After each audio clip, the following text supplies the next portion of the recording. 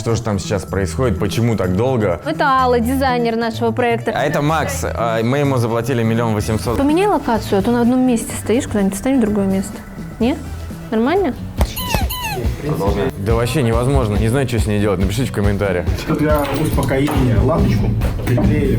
Стрелочки поставим, что хотите покайфовать, подходите сюда. Вот здесь будет аквариум, 720 литров. Да, если они будут у вас косячить, пишите нам. Кухня стоит как чугунный мост. 3 миллиона рублей, вы что? Это самый дешевый материал на свете. Тебя развели, на тебе сэкономили. Вы думали, вы хейтер Александра Кондрашова главный? Нет, я. Да. Друзья, всем привет! Наша стройка длится уже 3,5 месяца. Мы давно здесь не были, и поэтому пришли вместе с вами для того, чтобы рассказать, что же там сейчас происходит, почему так долго. Предыдущую квартиру мы сделали за 3 месяца. Всю квартиру и заехали, а здесь уже 3,5, и непонятно, что там нас ждет. Настя в курсе, она все время контролирует. Я, честно говоря, вообще ничего не понимаю. Поставил камеру, в результате нам стали делать электричество, и мою камеру отключили. Ничего так и не увидели. Да, поэтому пойдемте же посмотрим, что там наконец сделали. Ну что? Ребят, привет! Это Алла, дизайнер нашего проекта. Это Саша, комплектатор. Подожди, а это Макс. Мы ему заплатили 1 800 000 за вентиляцию. Теперь мы с Максом дружим, да, потому что он сказал, что у вас пожизненная гарантия. Так, в общем, ребят, почему мы вот 3,5 месяца еще не заехали? Первое, что потолок мы очень долго согласовывали. Второе, что у нас очень много времени ушло на согласование окон. За счет того, что здесь такие классные эркеры красивые, и всего здесь 7 створок, и каждая створка просто с ручки открывается. Мы были в Грузии, где окна красиво открывались. Я говорю, блин, так красиво окна открываются, мы что, не можем так сделать? Что мы с каждого путешествия привозим какие-то идеи для ремонта. Скажи. А мы уже боимся каждого вашего путешествия. И в результате Саша нашел поставщиков. Я нашел Макса в результате, можно окна не открывать. А что рассказать? Алюминиевый профиль, Шуко. Но такие механизмы только они могут делать, и это очень сложно. Давайте я вам скажу почему. Потому что постоянно идут какие-то изменения, как в принципе у любых творческих людей. Мы постоянно что-то придумываем новое, пытаемся добавить, изменить. Ну, в общем, Настя хочет кухню, сейчас выбираем Италия либо Германия. Там. Звучит очень провокационно. Настя хочет, в комментариях будет писать «это Настя». Да вообще невозможно, не знаю, что с ней делать. Напишите в комментариях. Больше лайков наберет, то и сделаем. Классно? Мы стараемся технологично подходить к нашей стройке, поэтому вызываем независимых экспертов, вот, психотерапевтов. Да, как раз это касается звукоизоляции. Это целая наука. Чтобы правильно сделать звукоизоляцию, нужно, во-первых, дружить со своими соседями и договариваться с ними, чтобы они тоже делали шумоизоляцию, потому что это работа не просто одного какого-то помещения, а это целый комплекс работ. Это Максим. Макс, привет. Самый главный к тебе вопрос. Это человек, который развел вот этот космический аппарат на нашем потолке, который называется система вентиляции. Unica System. Это американская система. Первый к тебе вопрос. Сколько она стоит и почему вместо нее я не купил 2 квартиры? В Москве вряд ли бы 2 квартиры купил. В данном случае система вышла в районе 1 800 000, в зависимости от курса рубля. Уникальность и цена, обусловлена очень многими факторами. То есть, чем твоя система отличается от того, что обычно ставят в квартирах или домах. Этих нюансов очень много, и каждый из них, соответственно, стоит определенных денег. Поэтому формируется вот такая стоимость. Нужно, чтобы ванна была максимально функциональна. Соответственно, мы сделали этот душ потолочный. Стал вопрос, как мыться, да, чтобы не лить воду на пол. Перегородка в любом случае нужна, чтобы вода на пол не попадала. С другой стороны, ты заходишь в ванну, которая, просто произведение искусства. Она у нас, во-первых, такая вся черная, с какими-то нереальными медными панелями. Смотри, я в Инстаграм, ребята, кстати, спасибо большое, что мне написали очень много вопросов. Выложил кусочек видео с этой вентиляцией, очень много шуток, очень много критики. Больше всего людей мне написали: Саня, я вентиляционщик со стажем, я кондиционеров там 1000 штук ставлю за лето. Почему тебе не сделали разводку металлическими трубами? Почему у тебя вот эта гофра, которая будет шуметь? Это самый дешевый материал на свете. Тебя развели, на тебе сэкономили. Стоит, обратить внимание на потолок, на огромное количество этих гибких воздуховодов. Это гибкие воздуховоды запатентованные, они производятся только компанией Unica System. Их внутренний диаметр 50 мм. За счет этого они занимают очень мало места, в отличие от тех же железных воздуховодов, про которые говорили. Отличительная их особенность: они очень прочные, они не изменяют свой диаметр при изгибе, даже если ты согнешь его на 180 градусов, внутри останется то же самое сечение, то есть не будет передавливаться воздух. Они выравнивают поток, гасят шум. Соответственно, это идеальный воздуховод для жилых помещений, то есть через который раздаем воздух. Поэтому цена их отличается чуть от гибкого воздуховода стандартного. Да, то есть он гораздо дороже, чем тот же железный или оцинкованный, про который все писали в комментарии. Да, еще написали, что из него будет минеральная вата вот это вылетать и падать везде. Там внутри этого гибкого воздуховода много разных слоев, которые защищают от потери тепла, влаги, от попадания той же минеральной ваты в сам воздуховод, который якобы полетит. Воздуховоды испробованы на многих интересных объектах в США, в Северной Америке. На данных системах выполнены дома загородной резиденции президентов США. Когда я выбирал эту систему, очень много про нее читал, и ее используют американцы, в том числе и для отопления. То есть не только для охлаждения, но и именно для отопления. Потому что у них нет центрального отопления во многих. Это не популярно, то есть система воздушного отопления, она более распространена. Система под высоким давлением, да, получается? Да, оно выше, чем в стандартных системах. То есть в стандартных системах делают большие воздуховоды, чтобы скорость была очень маленькая, чтобы не было шума. Мы здесь, наоборот, делаем маленькие воздуховоды, высокую скорость, а тот самый шум, который может возникнуть, мы его исключаем гибкими воздуховодами. За счет этого у нас очень маленькие размеры, то есть в отличие от стандартных систем мы занимаем гораздо меньше места в доме. И экономим высоту потолка. Получается, у нас воздух будет очищенный. Электронные фильтра, что важно. То есть это не стандартный тканный фильтр, который нужно там каждые 3 месяца менять. Он чистит воздух, задержит частицы до 100 микрона. Частицы, которые летают в воздухе, которых ты не видишь. Пыль в квартире приходится протирать гораздо реже. Получаешь очень чистый. Обслуживать этот фильтр очень просто. Его достал, помыл, вставил обратно. Посушил. Да, это очень классно. Плюс увлажнитель стоит. Стоит система увлажнения. Опять же, у нас свои увлажнители, которым не страшно, какого качества у вас вода. Да, в Москве, Подмосковье вода сильно жесткая. Да, минералов много. И многие, кто ставили увлажнители себе в центральные такие системы, они замечают, что у них на всех лакированных поверхностях появляется такая белая пыль известковая. Здесь нашему увлажнителю это вообще не страшно, то есть вода может быть любого качества. Там специальная пластина, которая стоит там, порядка $10, и раз в год ее нужно поменять. И это можно сделать опять самому. Самому, да. Очень удобно в обслуживании, дешево в обслуживании. То есть один раз вы заплатили энную сумму денег, и все, и всю жизнь будете кайфовать, да? Всю жизнь же буду? Конечно. Класс. И мы подумали над таким интересным технологичным решением.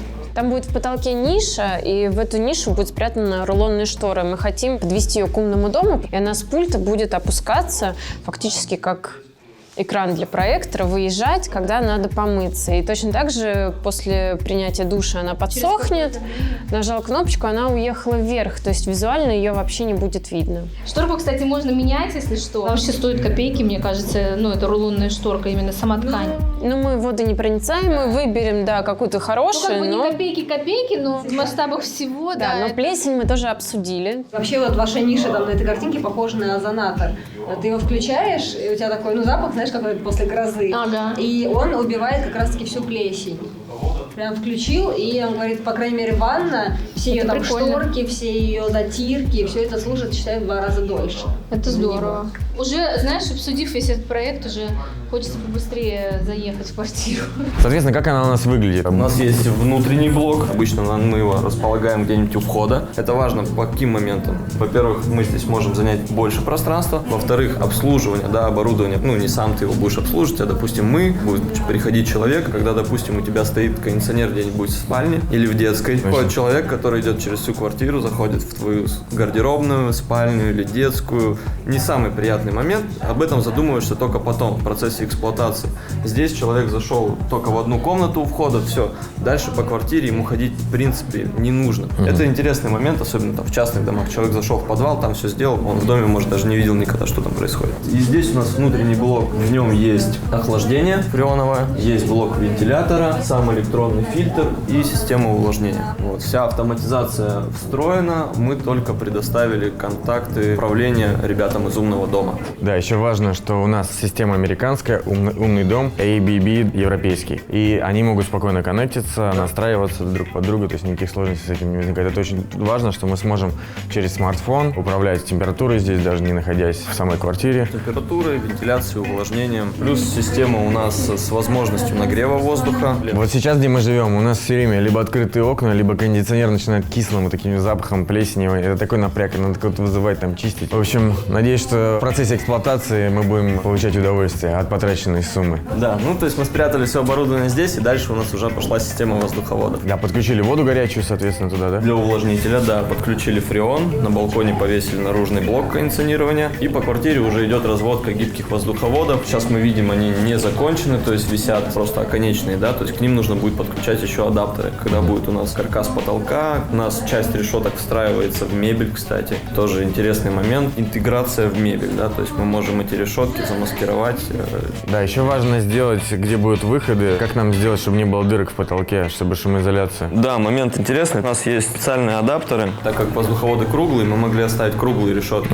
Ну, это дизайнерское решение, то есть это интерьер. У тебя на квартире, да, будет два варианта адаптеров. Этот адаптер будет, когда интегрирован у нас из стен, в данном случае из шкафа, и в спальне из стены. То есть мы оставим внутри некое маленькое отверстие, через которое будет идти подача воздуха, а ребята, которые делают шкаф, они оставят здесь такую чуть больше нишу. Визуально будет казаться, как будто это одна цельная решетка, темная внутри, то есть. А с потолка мы сделаем историю тоже чуть-чуть интереснее. В каркасе такой вот адаптер, сделается каркас гипсокартоновый, а внутри уже вставится имитация по типу щелевой решетки. Остается вопрос визуализации, и здесь важна гибкость, потому что вкусы у всех абсолютно разные. Кто-то хочет одно, кто-то хочет третье. Да, мы можем вплоть до того, что сейчас у нас на одном объекте деревянные полы, и из пола сделали из красного дуба вот такие вот решеточки, которые встраиваются, интегрируются в паркет. Важно, что решетка деревянная, и она выполнена из того же дерева, что и пол. То есть она будет одинаково вместе с полом реагировать на изменение влажности, температуры, то есть абсолютно одинаково играть. Ну и смотрится это гораздо интереснее, красивее. Отлично. Есть какая-то бюджетная система, которую можно поставить, допустим, хотя бы для одной комнаты, или у вас такого нет? Бюджет, конечно, он гибкий. Ну, для 20 метров, конечно, это будет невыгодно. Система стоит дорого, да, у нее широкий спектр возможностей, ставить ее ради 20 квадратов. Нет смысла. Можно, но это будет дорого на квадратный метр. Проще повесить кондиционер там и не париться. Не скажу, что это ты не будешь от этого париться, но это проще, да. Это дешевле, проще, да. И разумно. Ты будешь больше. Еще один раз хочется сказать спасибо нашему сантехнику, если он смотрит этот выпуск, это видео. Мы уже купили стандартную инсталляцию, но в результате поняли, что, конечно, мы лучше поставим японский унитаз, который по погрев, у которого есть функция подмывания, который там дезинфицируется, воздух неприятный засасывает, и вообще будет кайфец просто. Поэтому как бы... И вот сантехника попросили, чтобы мы эту унитаз, так как он все-таки сложный, и все подводы к нему сложные, чтобы мы привезли, установили и проверили, что правда он хорошо встанет. Поэтому вот такие вот дела. А так мы интегрируемся в дома, квартиры там от 60 квадратов, да, то есть это становится интересно, там, где есть несколько комнат, и мы можем применить систему зонирования. В целом можно же отказаться от системы зонирования, да, можно отказаться от таких прямоугольных решеток. Да, допустим, чтобы везде была одна температура, да. Кто-то не хочет влажность. Или сильно не заморачиваться по дизайну, и на сколько процентов падает прайс? Он может упасть там вплоть до 2 раза, да. То есть как раз вот эти все штучки, которые, они стоят очень дорого денег. Это соизмеримо с тем качеством, которое вы получаете. Хорошо отвечает, да? Нет, на самом деле, Саша, у нас же здесь южная сторона. Я сейчас пошла девчонкам, говорю, боже, как же жарко. И они говорят, да, Настя, так хорошо, что вы здесь вентиляцию ставите хорошую. Был у тебя случай хоть раз, чтобы ты уже в готовом ремонте делал такую вентиляцию? В готовом ремонте нет, это очень затратно. Это нереально. Ну, все ломать придется. А еще вопрос, почему кто-то делает потолки, кто-то делает полы? В частных домах актуально делать разводку из пола, потому что мы можем добавить в систему еще и воздушное отопление. А сквозняка не будет? Вот в том-то и суть, за счет того, что у нас не одна решетка, из которой дует сильный поток, да, то есть много, и в одной зоне холодно, где-то жарко, у нас их много, и они разбросаны точно. За счет этого мы условно создаем такой массив да, со всех сторон по чуть-чуть, но тоже количество. За счет этого у тебя плавная температура в комнате и нет вот этих сквозняков, перепадов. В общем, ребят, пишите в комментариях, что думаете по поводу системы за 1 800 000, чтобы вы купили квартиру. 2. Да, или сделали бы ремонт, или поставили бы себе классную вентиляцию. Также пишите свои реальные вопросы Максиму. Я прослежу, чтобы он зарегистрировался на YouTube и постарался вам ответить. Либо мы снимем сюда следующий выпуск, в котором ответим на ваши вопросы, потому что я уверен, что они у вас возникли. То есть Рассказывай. нельзя сравнивать вот это вот купить квартиру за 1 800 000. Ася, это была шутка. Это комментарий. Да, один из хейтеров. Вот смотрите, вот так выглядит хейтер. Вы думали, вы хейтер Александра Кондрашова главный? Нет, я... Да, Настя больше всех меня хейтит, и это ужасно. Иногда хочется убежать. Сколько вы лет работаете? Мы с 2014 года официально являемся представителями Unique System в России. Первые клиенты, которые пошли, это были большие дома, но в этом году мы видим тенденцию, что это больше квартиры. Конечно, мы постарались. Да, это спасибо вам. Подняли продажи. А еще смотрите, я хочу вам показать нашу гордость. Посмотрите, как классно развели гребенку. Вот это просто произведение искусства. И самое главное, что у нас поставили специальный клапан. Если вы приходите в ванную комнату, включаете свет, он выплевывает холодную воду из труб. И, соответственно, если вы идете в душ, вам не надо эту воду сливать. Если вы не заходите в комнату и не включаете свет, ничего не делается. Если вы уехали, допустим, вода не расходуется. Но если вы находитесь в квартире и пользуетесь ванной, то у вас всегда есть крайне теплая вода. Стрелочки поставим, что хотите покайфовать, подходите сюда. Вот здесь будет аквариум, 720 литров. Вот, поэтому здесь будут пираньи, а здесь, смотрите, вход холодной воды и выход в канализацию. Это очень важная штука, потому что мне приходится все время тащить шланги, чтобы доливать воду. И, соответственно, желательно ее там раз в месяц сливать, хотя бы 1/3, и доливать свежую. Есть еще вариант сделать перелив. Это вообще мега крутая штука, вы не будете ухаживать за аквариумом вообще никак, потому что перелив, он будет добавлять все время свежую воду маленькой струйкой, и все, что лишнее, будет просто сливаться в канализацию. Но это опасно, если у вас дома долго нету. Может эти 720 литров, а может быть и 720 тонн оказаться у соседа.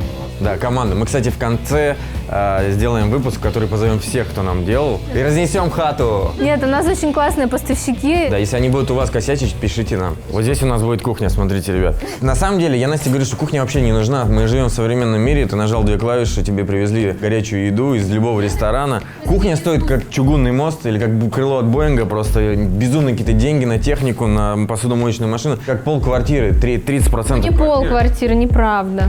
3 миллиона рублей, вы что, это полквартиры столько стоит. Это без камня, без стульев Без посуды. и без техники. Ну, то есть под 5 миллионов будет стоить кухня. Зачем она уже? За 5 миллионов вы можете заказывать пожизненно в Москве еду и не съедите ее. Сейчас очень модно делать стену из слэба. Кстати, знаете, как их доставляют? Ставят на крышу лифта, и в лифт он не залазит. Если что, скалолазами занесем. Мы, скорее всего, в этот момент уже уедем, поэтому все выпуски вот с этими экстремалами для нас будут снимать Геометриум, да? А что у нас с мебелью? Мы мебель выбрали? С мебелью мы должны поехать и посмотреть ее вживую. Ну, а еще у нас входная дверь уже готовится, уже целый месяц. Смотрите, звукоизоляция должна образовывать так называемое корыто. Во-первых, она сразу дает гидроизоляцию, то есть если у вас, не дай бог, вода попадет, то ничего страшного. Швы все должны быть пропаяны, как сейчас вот здесь. Нужно использовать правильный материал и обязательно, чтобы не было никаких болтов, то есть никакого жесткого соединения с бетоном, потому что ударные звуки у вас будут все слышны. В данном случае я больше обезопасиваю своего соседа, который под нами. Надо мной, если я такое же сделаю, это работать не будет. Надо, чтобы это делал сосед. И если вы знаете, что у вас проходит ремонт, и сосед не хочет этого делать, придите, дайте ему денег, потому что это стоит на самом деле копейки. В данном случае используем шумонет. Желательно купить все трубы вот на такую сетку, которая будет лежать поверх шумоизоляции. Почему у вас не спаянная шумоизоляция? Если бы мы ее заранее спаяли, то появились бы очень большие пузыри. Вот, в принципе, сейчас уже даже когда спаивают, можно посмотреть, что они все-таки есть небольшие неровности такие. А если это сделать в первый день, сразу будут очень большие пузыри, потом их сложно вытащить. Поэтому они сделали таким образом. И сейчас в конце, когда у нас уже все готово, все трубы, водопровод, электрика, подготовлено уже к стяжке, они, соответственно, запаивают и делают вот эти вот корыта, которые, я надеюсь, обезопасят моего соседа. Не знаю, зачем я для него так стараюсь. Вот. И мы вызвали ребят, которые рассказали про шумоизоляцию, как вообще правильно делать это стены, как правильно делать потолок. Почему я шумку-то решил сделать? Потому что надо мной живет мой партнер, у которого классная звукосистема. За 570 тысяч рублей, по-моему, колонки только. И они классно звучат, особенно когда ты хочешь спать, а он в субботу хочет потусить. Да, но вообще ребята, которые нам делают ремонт, молодцы. Сколько мы на них не ругаемся, они всегда говорят: так, подождите, спокойно. Мы все... Стрессоустойчивая у нас команда. И самое главное, что они используют самые современные материалы, современные технологии и при этом учатся. Каждый день меняются технологии, меняются материалы. Вот сейчас у нас, например, стены, вот в соседней комнате будут специальные плиты, которые всего 4 сантиметра, они идеально подходят для шумоизоляции стен. Если у вас стена уже отштукатурена, если у вас стена не отштукатурена, ее надо равнять, то есть другой материал, который стоит в 2 раза дороже. Поэтому можно сэкономить, отштукатурив стены и сразу положив этот материал. Да. А вообще часто заказывают проверку шумоизоляции, вот как инспектирующий орган у вас? Заказывают часто, но большая проблема, когда вызывают, заказывают специалиста, да, уже тогда, когда сделают. Как всегда говорю, лучше не жалеть ни времени, ни каких-то мыслей. Есть сомнения, какое-то недоверие или какая-то смута в голове. Позвоните, по крайней мере, в крайнем случае, проконсультируйтесь. А то есть даже по телефону можно? Без проблем, звоните к нам. Любой инженер вам ответит. Тот, кто ответит на телефон, всегда. В любое время вам ответят, расскажут, как это можно все смонтировать, как правильно, как нужно подготовить. Первое. Именно для этого материала самое главное, это нужно подготовить основание. То есть пропылесосить, убрать мусор, убрать колющие, режущие предметы, инструменты, саморезы, ну неважно, весь строительный мусор. Подмели, пропылесосили еще раз. Грунтовать не надо. Это если хотите обеспылить для себя, это уже ваше желание. Но самое главное, чтобы эта грунтовка высохла. Почему? Если вы прогрунтовали и сразу раскатали этот материал, грунтовка она впитается в эту мягкую вату, да, мягкая сторона, и она станет жесткая. Соответственно, она станет жесткой, она перестанет работать. Это будет жесткая связь. Это первое. Если основание ровное, это все хорошо. Второе. Если есть какие-то арматуры, соответственно, понимаем, что надо тоже срезать. Если есть какая-то штукатурка, наплывы, там, плюшки такие старые остались, там, от бетона, непонятно от чего, по возможности все сбить. А ему надо давать отлежаться или может сразу спаивать? Ну, у вас не получится сделать вот две полосы вы застелили, сразу спаивать. Ее надо, в принципе, вы разложили все ровные листы. Он разложился, вы пододвинули, и потом начинаете паять. Хорошо, Игорь, давайте теперь приступим к поиску, так сказать, косяков. Можете что угодно там рвать, резать, отрывать. Ну тогда что? Топор, лопату, лом. Первое. Неправильно то, что вот идет склейка. Я не знаю, почему это сделали, но может потому, что она заваливалась сюда, но мешала работать. Ну, как бы этого не надо делать. Это неправильно, потому что может тоже ворс пропитаться полностью и будет жесткая, очень жесткая точка. Это силикон, да? Это силикон. Клей, силикон, то есть какой-то там титан, один из какого-то рода. То есть он даже не мягкий никакой, он становится жестким. Это тоже плохо. Этого делать не надо. Если хотите зафиксировать, фиксируйте в верхних точках просто, чтобы она держалась у вас в верхних точках. Скотч наклеить, чтобы зафиксировать. Если стенка мягкая, степлером, гвоздем, неважно чем, чтобы она не падала, вам не мешала. Самое главное, чтобы после заливки стяжки это все осталось сверху для подрезки. Смысл какой? Если вот это вы сделали внутри, вы заливаете стяжку, стяжка бьет в нее. То есть она упирается, передача звука после удара идет в эту жесткую точку. Она идет передача звука в стену, в пол, ну и пошло, то есть передача. Но это все равно для соседей же делаем в основном, да? Короче, сделали для соседа, чтобы он жил спокойно от вас. Чтобы вы, когда будете тут танцевать, что-то ронять, он вас не слышит. Почему мы заморачиваемся, вообще не понимаю. Может, заливаем стяжку уже? Ладно, наш сосед будет нам благодарен. Значит, как это исправить, сейчас скажем, да? То есть каким-то легким испугом. Это берем полоску, отрезаем с таким же основанием, не испорченным ничем, не обклеенным. И просто проставляем сюда между старым основанием и нашим бетоном. Все. Вот так это будет выглядеть. Мы будем делать подрезку тогда, когда мы сделаем стяжку под 45 градусов. Вот эти выходы проводов, от этого никуда не денешься. Все отверстия, которые остаются, все это замазывать. Вот тут у нас латки вот такие есть. После второго посещения смотрели тут.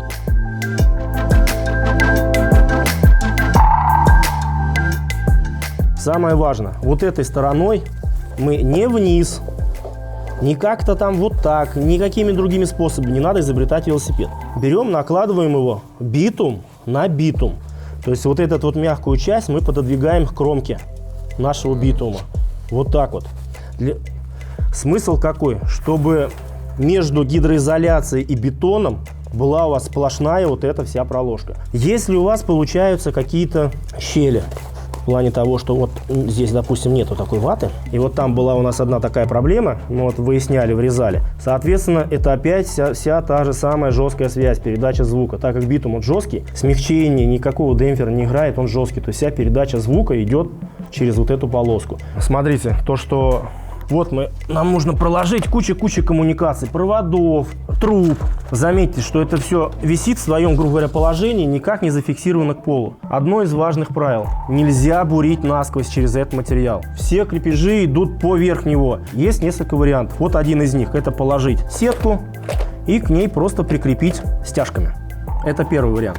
Представим, что это не бумажный, а армированный скотч. Мы просто берем, прокладываем электрику и просто ее фиксируем. Фиксируем почаще.